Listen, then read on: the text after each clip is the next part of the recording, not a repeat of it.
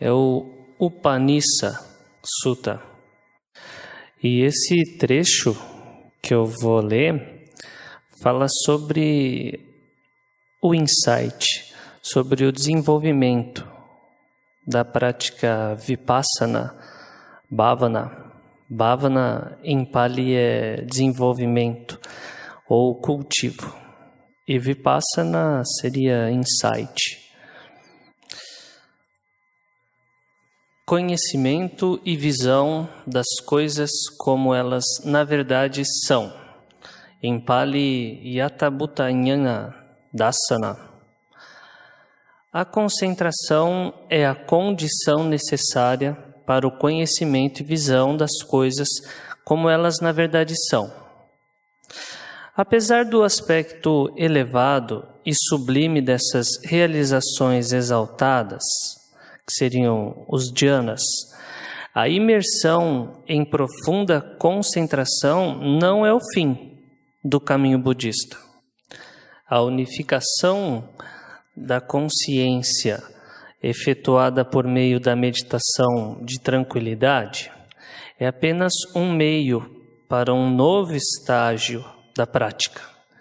Este estágio é iniciado com o próximo elo da série, o conhecimento e visão das coisas como elas na verdade são, Yatha Bhuta Jnana Dassana, constituindo o desenvolvimento do insight, Vipassana Bhavana. Através de sua profunda concentração, o meditador é capaz de suprimir as impurezas e os obstáculos, a fim de trazê-las para um estado de quietude, onde já não invadem os processos ativos de pensamento ou a proliferação mental, papancha em Pali. Mas, sob a calma superficial, as contaminações se encontram latentes, prontas para brotar novamente se provocadas. Enquanto as impurezas permanecem presentes, mesmo que apenas na forma latente, a libertação do sofrimento ainda não foi alcançada. Isto, pois as tendências e as latências das contaminações, enquanto encontradas silenciosamente presentes no contínuo mental, podem ainda regenerar a roda do samsara, do contínuo nascer e morrer. As tendências latentes são as sementes da existência renovada, que levam a um ressurgimento do fluxo de consciência e, a partir disso, de todos os demais elos da cadeia do samsara, ou seja, os elos da origem independente. Para dar fim à roda do samsara e desfrutar da libertação, as contaminações ou as impurezas, asavas e kilesas, em Pali, devem ser completamente destruídas, não sendo suficiente apenas reprimi-las. A destruição das impurezas não pode ser provocada apenas pela concentração, sozinha, pois a concentração, mesmo em seus níveis mais profundos, só pode efetuar a suspensão das atividades das impurezas, mas não a sua erradicação. Para destruir as impurezas até a sua mais profunda camada de latência, algo mais é necessário. Panya, que em Pali é sabedoria, a sabedoria que penetra a verdadeira característica dos fenômenos. A concentração ganha seu lugar na disciplina budista, na medida em que induz a unicidade mental até pelo menos o nível de acesso, ou upachara samadhi, necessário como suporte para a sabedoria. Assim, o Buda prescreve aos seus discípulos desenvolver a concentração não como um fim em si, mas pelo fato de que aquele que está concentrado compreende as coisas como elas na verdade são. Apenas uma mente que tenha sido purificada e acalmada pode compreender as coisas de acordo com a realidade. E a disciplina da concentração, ao suprimir os obstáculos, engendra a pureza e calma requeridas. O trabalho real, no entanto, de erradicar as impurezas, é realizado exclusivamente pela sabedoria, ou pelo entendimento correto. A sabedoria é a única coisa necessária na eliminação das impurezas, uma vez que a mais fundamental de todas as impurezas é a ignorância, avidya em Pali.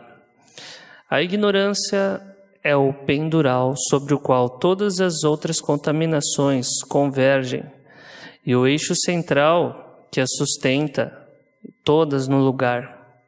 Enquanto a ignorância permanecer, as demais permanecem. E para que as outras contaminações sejam destruídas, ela deve ser destruída.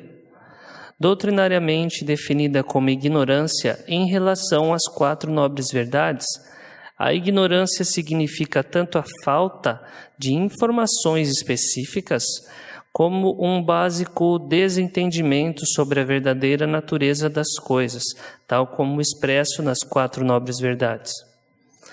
Uma vez que a erradicação das impurezas depende da erradicação da ignorância, o único fator capaz de abolir as contaminações é o fator capaz de abolir a sua raiz fundamental. E este é a antítese direta da ignorância, a sabedoria, ou o conhecimento e visão das coisas como elas na realidade são. Por essa razão, no início do Upanishad Sutta, o Buda proclama: a destruição das impurezas é realizada por aquele que sabe e que vê, não por aquele que não sabe e não vê. As contaminações exemplificadas nas impurezas somente poderão ser destruídas por aquele que vence a ignorância pela sabedoria, que conhece e vê a realidade dos fenômenos. A expressão composta em conhecimento e visão indica que o tipo de conhecimento a ser desenvolvido não é um mero entendimento conceitual, intelectual, mas sim o conhecimento que, por seu imediatismo e rapidez, é semelhante à percepção visual. O entendimento conceitual é muitas vezes necessário para limpar as obstruções do intelecto e obter uma perspectiva correta, mas deve finalmente ceder à luz da experiência direta. Para atingir esta compreensão experimental, é necessário praticar o segundo sistema de meditação budista, o desenvolvimento do insight. A prática da meditação de insight visa desalojar as outras contaminações, erradicando a ignorância em sua base. A ignorância é superada pela geração, através da observação atenta, de uma visão direta das coisas como elas na verdade são. O material com que trabalha o insight é justamente a esfera em que a ignorância é ocultada.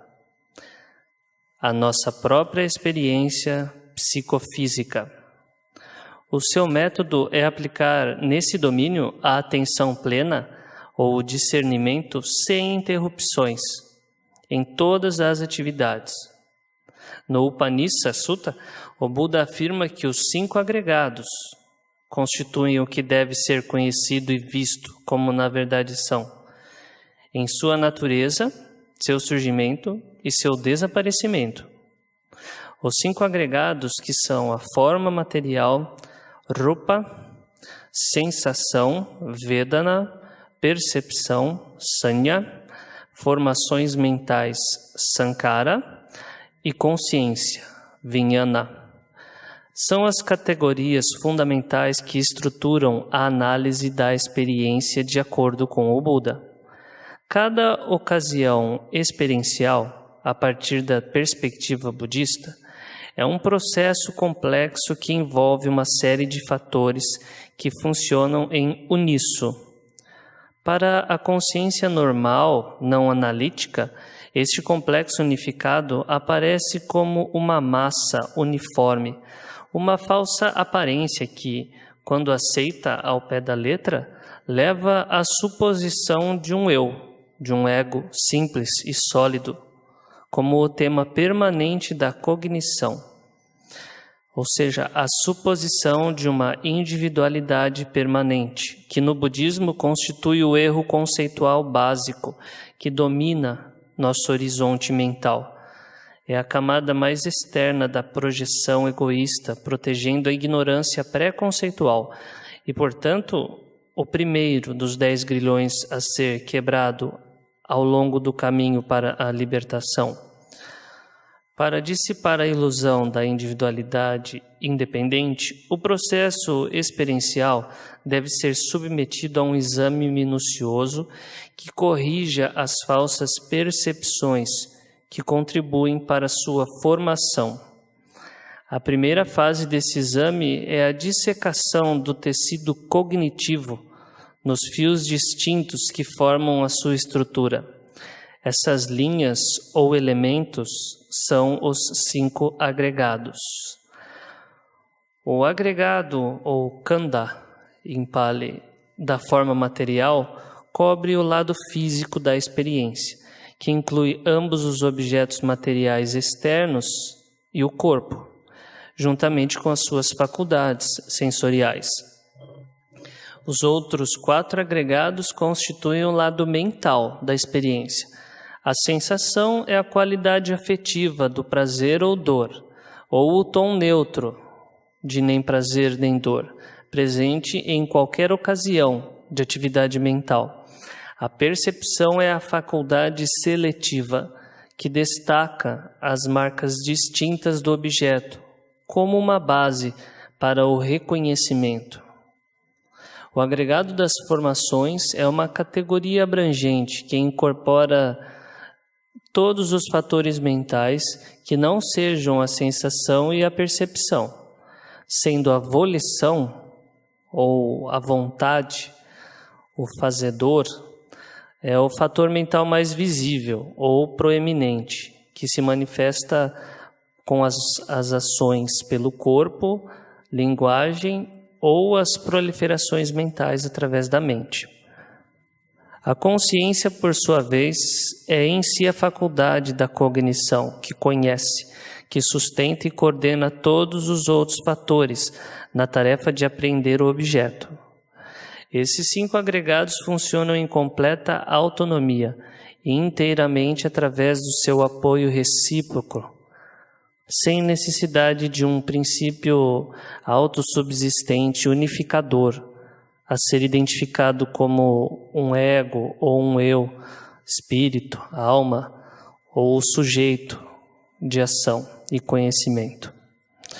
A fim de desenvolver o conhecimento e visão das coisas como elas na verdade são, no que diz respeito aos agregados, o meditador deve primeiro emergir de seu estado de profunda concentração, uma vez que a faculdade analítica, silenciada nas dobras da tranquilidade, tem de ser posta em ação para efetuar a dissecação requerida.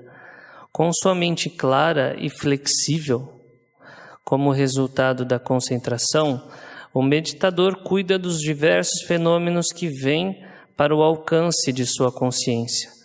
Os fenômenos são contemplados tão logo se manifestem, e as suas características mais salientes são determinadas. Então, com base nisso, os fenômenos são compreendidos em seu devido lugar dentre os agregados. Tudo o que é físico pertence ao agregado da materialidade. O que registra o tom afetivo é compreendido como pertencente ao agregado da sensação. O que nota as marcas do objeto pertence ao agregado percepção. As vontades, quaisquer que sejam, são entendidas como parte do agregado das formações mentais, e tudo aquilo que constitui a cognição é pertencente ao agregado da consciência. Os agregados podem ainda ser agrupados em um esquema mais simples, pela colocação da forma material de um lado e os 4 agregados mentais do outro. e os dois sendo acoplados como mentalidade e materialidade, Namarupa em Pali. Em seguida, são correlacionados com suas causas e condições para expor sua própria natureza de surgimento dependente. O procedimento analítico gera a percepção de que a experiência é apenas um duplo fluxo de eventos materiais e mentais sem um eu subsistente. O procedimento sintético deixa claro que todos esses eventos são fenômenos condicionados que surgem quando as condições estão presentes e cessam quando as suas condições desaparecem. Esta constatação última torna-se o portal para a próxima fase, importante no desenvolvimento do entendimento, a contemplação do surgimento e desaparecimento. Na medida em que o meditador atende aos agregados que surgem, ele vê como cada um passa pelo mesmo processo de surgimento, mudança e desaparecimento. Tal é o surgimento da forma material, da sensação, percepção, formações e consciência. Tal é o desaparecimento da forma material, sensações, percepções, formações e da consciência. A contemplação do surgimento e desaparecimento traz à tona as três características, tilakkhana, comuns a todos os fenômenos condicionados: a impermanência, a anicca, insatisfação e sofrimento, dukkha, e não eu, anatta. A impermanência é geralmente a primeira característica a ser discernida. Então logo fica claro através da atenção imediata dada ao surgir e desaparecer. A percepção de anicca, ou impermanência, leva diretamente ao insight das demais características, que derivam naturalmente da primeira. A noção de felicidade ou prazer, ao nível da compreensão filosófica, em vez de mera sensação, depende de uma noção implícita de permanência. Se algo deve verdadeiramente ser uma fonte de felicidade, deve ser permanente. O que é impermanente é incapaz de produzir duradoura felicidade. É desvantajoso. Portanto, acaba se tornando, sob exame, algo realmente insatisfatório ou uma fonte potencial de sofrimento. A noção de individualidade ou substancialidade de um eu, por sua vez, repousa sobre os dois pilares, da permanência e do prazer. O que é impermanente e insatisfatório não pode ser identificado como substancial em si, pois carece de qualquer núcleo sólido e imutável, sobre a qual a noção de individualidade possa ser alicerçada. Assim, os fenômenos impermanentes, insatisfatórios, que integram os 5 agregados, acabam tendo uma terceira característica, o aspecto da insubstancialidade, ou de vazio, não eu, anatta. A realização dessas 3 características, através do discernimento direto e sem intermediários, é o conhecimento e visão das coisas como elas na verdade são. O conhecimento e visão das coisas como elas na verdade são é a condição necessária para o desencantamento. À medida em que o meditador medita sobre o surgimento e desaparecimento dos 5 agregados, sua atenção fica afiada para a fase final do processo, a sua dissolução e extinção. Este insight sobre a instabilidade dos agregados, ao mesmo tempo revela a sua elementar inconfiabilidade, ou adinava, em Pali, que seria perigo ou desvantajoso, inconfiável. Longe de ser a base da satisfação que, irrefletidamente acreditamos elas sejam, as coisas condicionadas são vistas como repletas de perigos, quando abraçadas com desejo e entendimento incorreto. A crescente percepção dessa insegurança fundamental traz uma transformação marcante na inclinação da mente pela existência condicionada. Enquanto anteriormente a mente era atraída pelo mundo, pela sedução de uma gratificação prometida, agora, com a exposição do perigo subjacente, ela se afasta no sentido de um desprendimento. Esse afastamento interno do ciclo das formações é chamado de nibbida. Embora algumas vezes traduzido como nojo ou repulsa, o termo sugere não uma repulsa emocional, mas um ato consciente de desprendimento resultante de uma descoberta racional profunda. Nibbida significa, em síntese, o sereno e digno afastamento dos fenômenos que ocorre quando a ilusão de sua permanência, prazer e individualidade foi destruída pela luz do conhecimento correto e visão das coisas como elas na verdade são. Os comentários explicam Nibbida como um insight poderoso, Balava, Vipassana. Explicação consoante com o sentido literal da palavra, que é descobrir. Isso indica a continuação das descobertas reveladas pelo processo meditativo. A resposta adequada da mente para as realizações experimentadas pelas crescentes experiências de insight. O venerável Buddhaghosa, que foi um dos mais proeminentes monges budistas, compilador e comentarista do cânone, compara Nibbida com a repulsa que sentiria um homem que, após ter agarrado ousadamente uma serpente, na crença de que fosse um peixe, ao olhar de perto, subitamente percebe que estava segurando uma serpente. Isso é um trecho do Visuddhimagga. Como a nossa descrição implica, o desencantamento marca a dissipação de um encantamento ou fascínio com os prazeres caleidoscópicos da existência condicionada, seja na forma dos prazeres, dos sentidos, das emoções ou das ideias.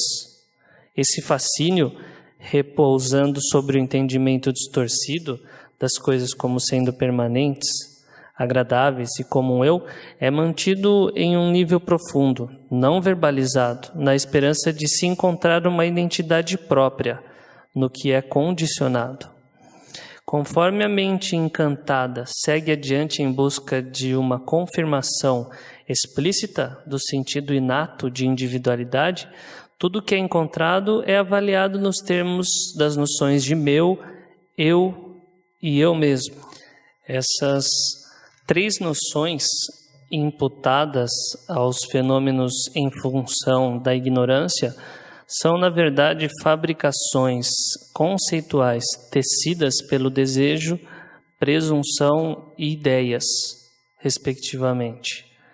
Ou seja, o meu é condicionado pelo desejo, o eu é condicionado pela presunção e meu eu ou eu mesmo é condicionado pelas ideias. O insight da impermanência, insatisfação e insubstancialidade escava o terreno desta fabricação tríplice, invertendo o modo em que os fenômenos podem ser vistos, considerando que antes do desenvolvimento do insight, os agregados eram considerados como sendo meu, eu e meu ego, mim mesmo. Agora, quando iluminados com a luz do conhecimento do insight, os agregados são vistos de modo opostos, como não meu, não eu. Uma vez que o fascínio com a existência fenomenal é sustentada pela suposição de uma individualidade subjacente, o dissipar dessa ilusão, através da penetração das três características, traz uma desidentificação com os agregados e o fim do seu período de encantamento. No lugar do fascínio e atração, segue-se uma profunda experiência de estranhamento, engendrada pela percepção de insubstancialidade em toda a existência condicionada. Os suttas apresentam essa sequência assim: Bhikkhus, a forma é impermanente. O que é impermanente é sofrimento e insatisfatório. O que é sofrimento é não eu, e não está sujeito à nossa vontade. O que é não eu deveria ser visto como na verdade é, com correta sabedoria, assim: isso não é meu, isso não sou eu, isso não é o meu eu. Vendo dessa forma, Bhikkhus, um nobre discípulo bem instruído, se desencanta com a forma, se desencanta com a sensação, se desencanta com a percepção, com as formações, se desencanta com a consciência. O desencantamento é a condição necessária para o desapego. Na trilha do desencantamento, surge um profundo desejo de libertação do ciclo sansárico, do ser existir. Anteriormente, antes da chegada ao conhecimento e visão correta, a mente se movia livremente sob o controle dos impulsos do prazer e do apego. Mas agora, com o crescimento do insight e o consequente desencantamento com a existência condicionada, esses impulsos cedem lugar a um forte desprendimento e uma capacidade crescente para a renúncia. O que quer que tenda a provocar o apego e aderência é imediatamente abandonado. Tudo o que tende a criar um novo envolvimento é deixado para trás. O antigo impulso em direção à extensão e acumulação externa dará lugar a uma nova urgência no sentido de renúncia como o único caminho claramente percebido para a libertação. Cada movimento da vontade torna-se subordinado à aspiração recém-surgida pela libertação. Assim como um peixe em uma rede, um sapo na boca de uma cobra, uma galinha selvagem presa em uma gaiola, exatamente como esses são desejosos de serem soltos, de encontrar uma fuga dessas coisas, assim também a mente do meditador é desejosa de ser solta de todo o domínio das formações e delas escapar. Esse trecho também é do Visuddhimagga. A aspiração pela libertação leva a uma aceleração do insight. A capacidade de compreensão ganha mais velocidade, profundidade e precisão. Como uma espada, a mente dotada da sabedoria do insight corta a rede de ilusões fabricadas por conta da ignorância. Como uma luz que ilumina os fenômenos exatamente como eles na verdade são. Na medida em que o poder de insight ganha corpo, impulsionado pelo anseio pela libertação, é alcançado um ponto onde finalmente uma guinada fundamental ocorre no íntimo da consciência, causando uma reestruturação radical da vida mental. O raio luminoso do insight se expande para a completa luminosidade do despertar e a mente adentra o caminho supramundano, conduzindo diretamente e de forma irreversível para a completa libertação. Essa transformação, que se define pelo termo viraga, ou desapego, é o primeiro estágio estritamente supramundano, ou lokutara, na progressão da origem independente transcendente. Os elos anteriores, na sequência que conduziram até o desapego, são tecnicamente classificados como mundanos, lokya. Embora vagamente chamados de transcendentes, no sentido de que são direcionados para o incondicionado, eles ainda eram mundanos em termos de seu alcance, uma vez que operavam inteiramente dentro do alcance do mundo condicionado. Seus objetos de preocupação ainda eram os 5 agregados, ou coisas derivadas destes, Mas com a conquista do desapego, a consciência segue claramente para além do nível mundano e por um momento fugaz toma como seu objeto o estado incondicionado, Nibbana. Eu vou ler um trechinho de alguns suttas. Nota sobre Nibbana. Nibbana, ou Nibbana, é a denominação para a libertação transcendente e singularmente indescritível, que é o objetivo final dos ensinamentos do Buda. Definido em função do que é. Isto é a paz, isto é o sublime, isto é o silenciar de todas as formações, o abandono de todas as aquisições, a destruição do desejo, desapego, cessação, Nibbana. Não existe fogo como a paixão, nenhum crime como a raiva, nenhuma dor como os agregados, nenhuma felicidade mais sublime que a paz de Nibbana. Fome é a pior doença, formações a principal dor.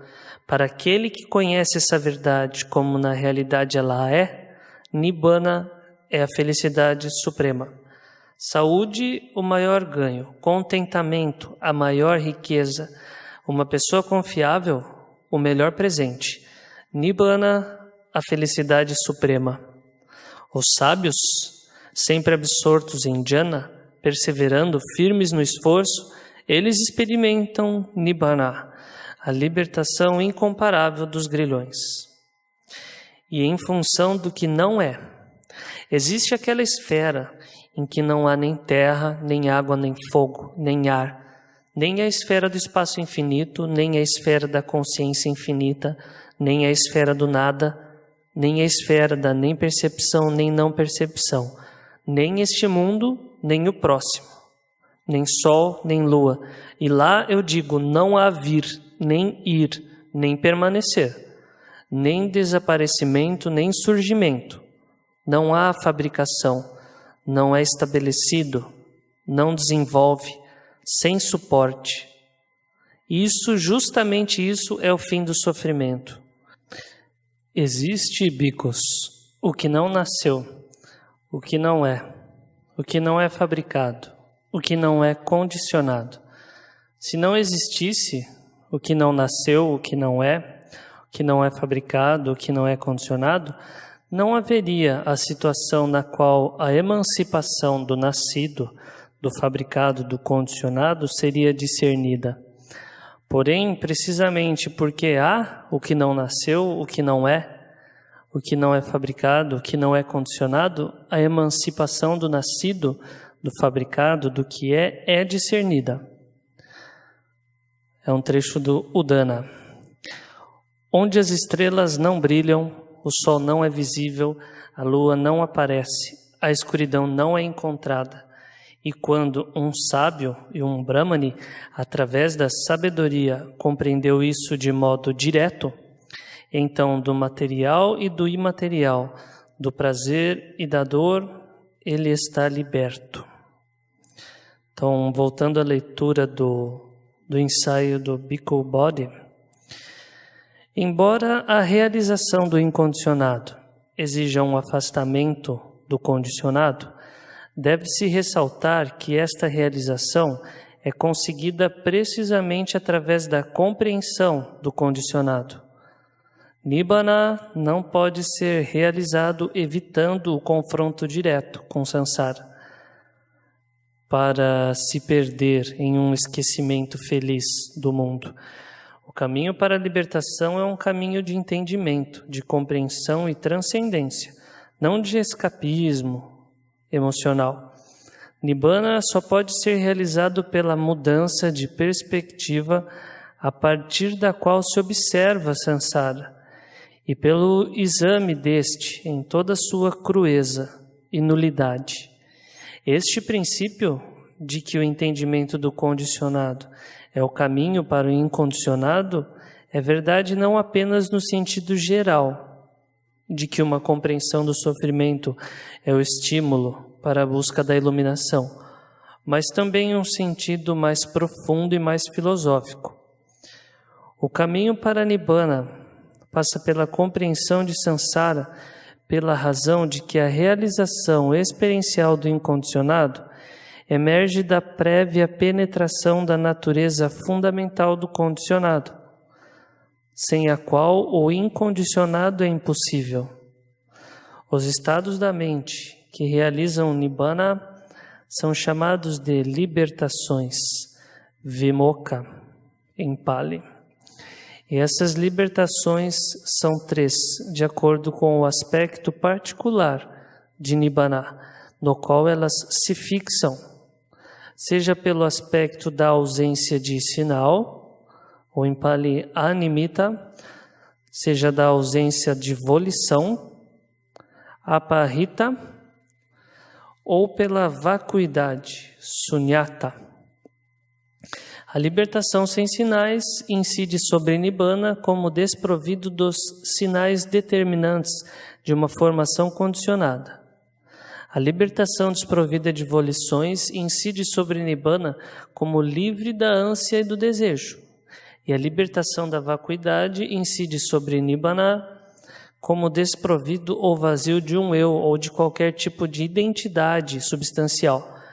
Essas 3 libertações são acessadas cada uma por uma via ou porta diferente, chamadas as 3 portas da libertação. Vimokkha Mukha, Visuddhimagga. Essas 3 portas significam precisamente as contemplações das 3 características universais do condicionado. Anicca, impermanência, Dukkha, sofrimento, insatisfatoriedade, e a insubstancialidade, não eu, Anatta. O insight sobre cada característica é uma porta diferente que conduz à realização do incondicionado. A profunda contemplação da impermanência é chamada a porta para a libertação sem sinais. Animita Vimokkha Mukha.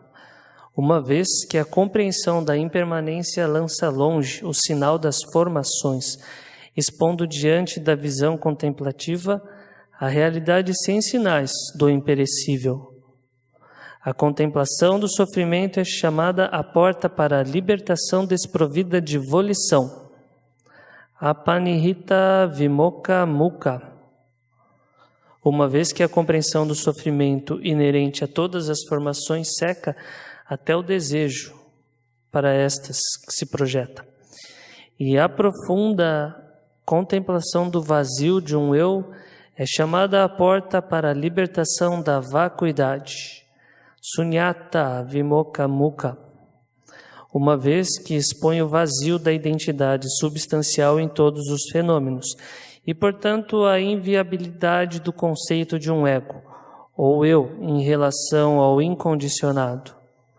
Em cada conclusão, a compreensão do condicionado e a realização do incondicionado se encontram atadas, juntas em relação direta, de modo que pela penetração do condicionado até as suas características mais profundas, o meditador passa através da porta que conduz para fora do condicionado, para a segurança suprema do incondicionado.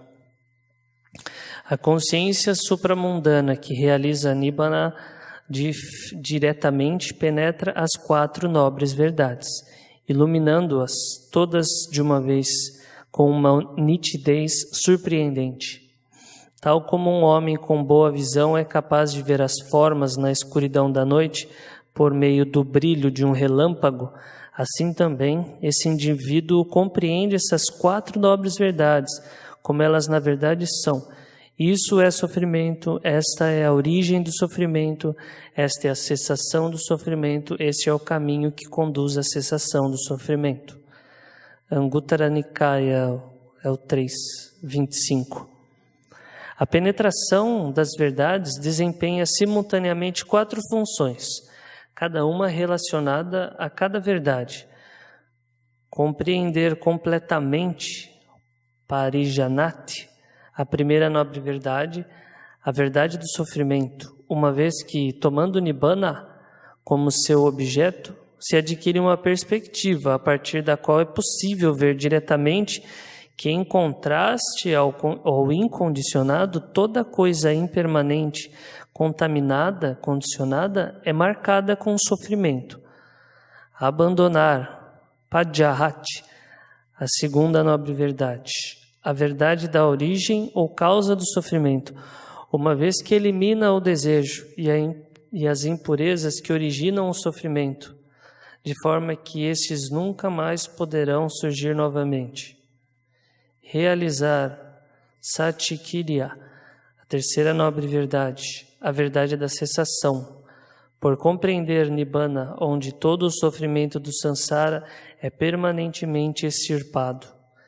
Desenvolver Bhaveti, o caminho, a quarta nobre verdade, uma vez que no momento da penetração, os 8 fatores mentais que integram o nobre caminho óctuplo simultaneamente surgem executando a tarefa de realização.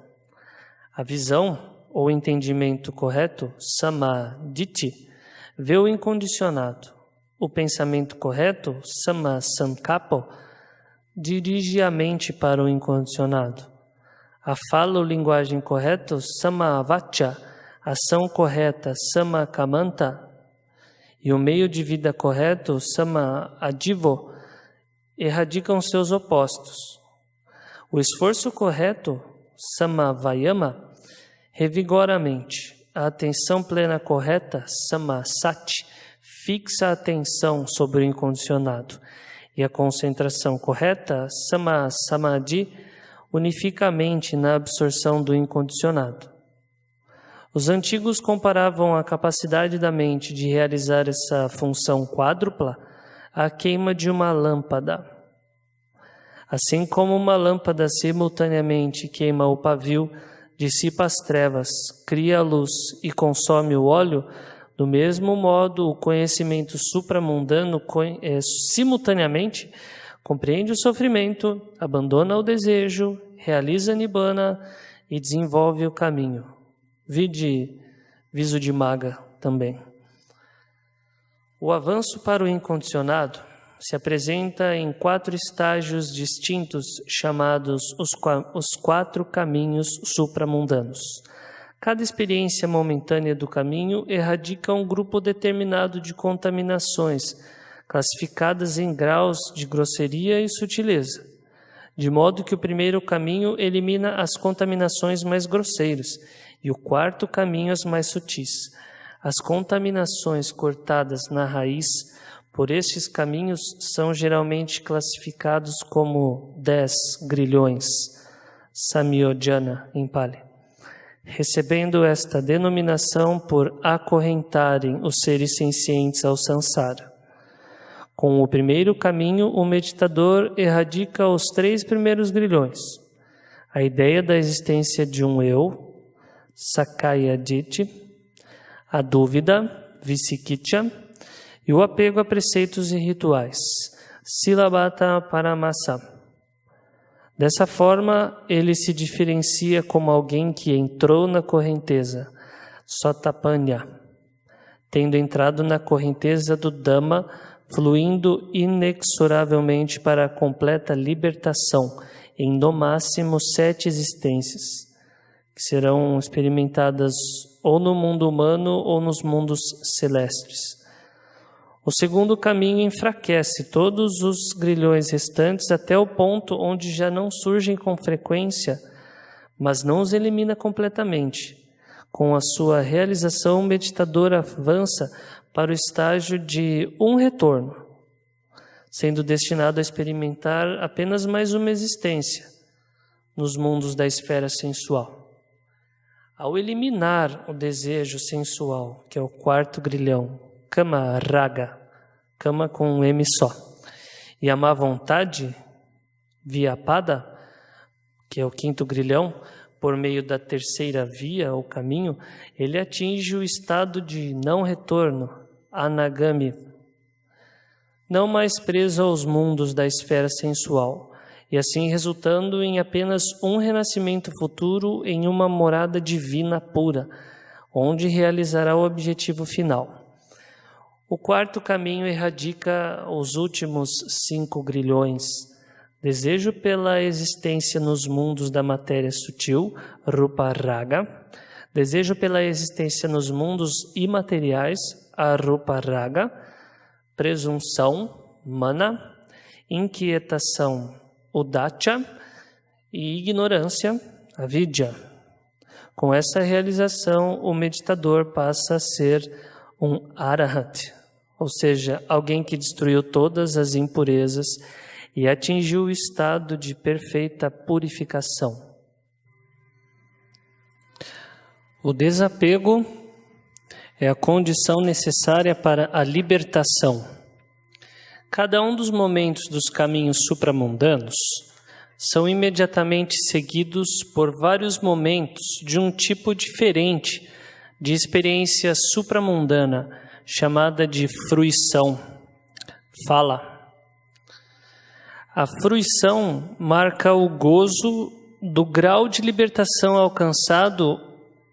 causado pela atuação do caminho na erradicação das contaminações.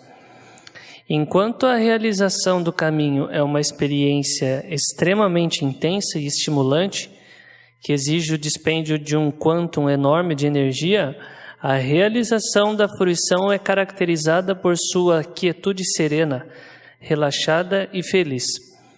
Se a realização do caminho pode ser ilustrado pelo romper súbito das correntes por um prisioneiro preso num cativeiro, a fruição pode ser comparada ao saborear do gosto da liberdade que o espera fora do estado cativo. A conclusão do quarto caminho e a sua fruição resulta na plena emancipação ou libertação, Vimutti, em Pali. Com a destruição dos grilhões e compreendendo por si mesmo com o conhecimento direto, ele entra aqui e agora e permanece na libertação da mente e libertação através da sabedoria, que são imaculadas com a destruição de todas as impurezas. Vide Madhyama Nikaya 6, 12 e 40. Os grilhões mais sutis e mais tenazes foram destruídos, e não há agora mais nada que ainda sirva de amarra. Tendo destruído as corrupções mentais em seu nível básico de latência, o meditador concluiu sua tarefa. Não há mais nada a ser feito e nada a acrescentar ao que foi feito. Ele permanece na experiência viva da libertação. A emancipação alcançada pelo Arahant tem um duplo aspecto. O primeiro aspecto é a emancipação da ignorância e das contaminações, experimentada durante o curso de sua existência. O segundo é o aspecto da emancipação da repetição do ser existir, alcançado com o seu falecimento. Através da completa penetração das 4 nobres verdades, o Arahant erradicou a ignorância e libertou a sua mente das garras das paixões. O desaparecimento do desejo resulta em uma pureza imaculada chamada emancipação ou libertação da mente, Cheto Vimutti. O desaparecimento da ignorância resulta em uma radiante compreensão chamada emancipação ou libertação através da sabedoria, Panya Vimutti. A mente do Arahant é imediatamente feita impecavelmente pura, por meio da ausência de apego e radiantemente brilhante devido à luminosidade da sabedoria. Tendo desfrutado dessa libertação da mente, acompanhada da libertação através da sabedoria, ele pode se mover e agir no mundo sem ser contaminado pelo seu lodo. Ele escolhe, pensa, decide e age livre de compulsão de hábitos egoístas. O apego a um eu e meu cessou. A inclinação para a presunção não consegue mais obcecá-lo. Tendo em vista a natureza desprovida de ego de todos os fenômenos, ele atravessou o emaranhado de construções egoístas e se tornou um sábio que está em paz. Uma vez que ele destruiu as contaminações, quaisquer perturbações que poderiam acometer uma pessoa não mais lhe fazem mal. Mesmo que objetos dos sentidos sublimes e impressionantes entrem no campo de visão de sua percepção, eles não podem sobrecarregar sua mente. Sua mente permanece intacta, firme, inabalável, contemplando a impermanência em todas as coisas. No Arhat foram totalmente abandonados a ganância, cobiça, que em Pali é loba, raiva e aversão, que é dosa, e a delusão, que é moha, em Pali. As raízes prejudiciais que fundamentam todo o mal. Elas não são meramente suprimidas, mas completamente definhadas, até o nível das suas latências, suas tendências subjacentes, de modo que não seja possível um futuro brotar. Esta destruição da cobiça, raiva e delusão é chamada de Nibbana, realizável durante o tempo de vida. É o Nibbana visível aqui e agora. Quando ela experimenta a completa destruição da cobiça, raiva e delusão, desse modo, Nibbana é visível no aqui e agora, com efeito imediato, que convida ao exame, que conduz para diante, para ser experimentado pelos sábios, por eles mesmos. Anguttara Nikaya 3.55. Como nesta realização os 5 agregados continuam a funcionar, sustentados pela vitalidade do corpo, isso é também chamado de elemento de Nibbana com combustível restante. Mas, ainda que para o Arahant perturbações devido às contaminações não surjam, ele ainda está sujeito a um tanto de perturbação condicionada pelo corpo com as suas faculdades dos 6 sentidos. Embora ele não possa ser tomado pela cobiça e raiva, ele ainda experimenta prazer e dor. Embora não possa gerar kama que vincule ao samsara, ele ainda tem que escolher e agir dentro dos limites estabelecidos pelas circunstâncias. Esta experiência, no entanto, é puramente residual para o Arahant. É meramente a manifestação do kama armazenado do passado, que ainda pode dar frutos e evocar reações, desde que o corpo as tenha adquirido através de padrões de desejo anteriores. Mas devido ao desejo já ter sido esgotado internamente, não há pela frente nenhuma renovação no ciclo de nascimentos e mortes. Todas as sensações, sendo experimentadas com desapego, sem qualquer deleite, serão arrefecidas. Elas não despertam nenhum novo desejo, não provocam novas expectativas, não dão origem a novas acumulações de kama, pois elas apenas continuam desprovidas de fecundidade até o fim do seu tempo de vida. Com a dissolução do corpo, no seu falecimento, o Arahant dá um fim ao ciclo contínuo de ser e existir. Esta é a segunda etapa de sua emancipação, a libertação da renovada existência, do futuro nascimento, envelhecimento e morte. E um sábio em paz não nasce, não envelhece, não morre, não é agitado e está livre de desejos, pois não existe nada presente nele pelo qual ele possa renascer. Não nascendo, como poderá envelhecer? Não envelhecendo, como poderá morrer? Isso, pois, com a emancipação da existência continuada, nenhum resíduo dos agregados persiste.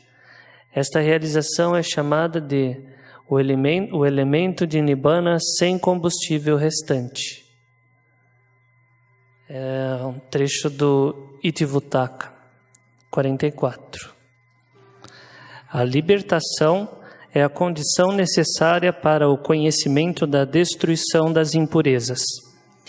Na sequência de cada um dos 4 caminhos e frutos, surge uma cognição retrospectiva, ou conhecimento retrospectivo, que em Pali é Paccavekkhana Jnana, que analisa as contaminações que foram abandonadas pelo caminho particular e as contaminações ainda por serem eliminadas.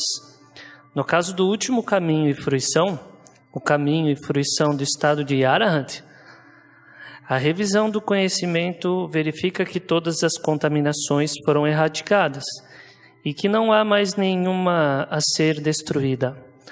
Este conhecimento que certifica o abandono das contaminações surge imediatamente após a mente ter sido libertada de seu domínio, através da penetração completa das 4 nobres verdades. Ele compreende como na verdade é que isto é sofrimento, esta é a origem do sofrimento, esta é a cessação do sofrimento, este é o caminho que conduz à cessação do sofrimento. Essas são as impurezas mentais. Esta é a origem das impurezas.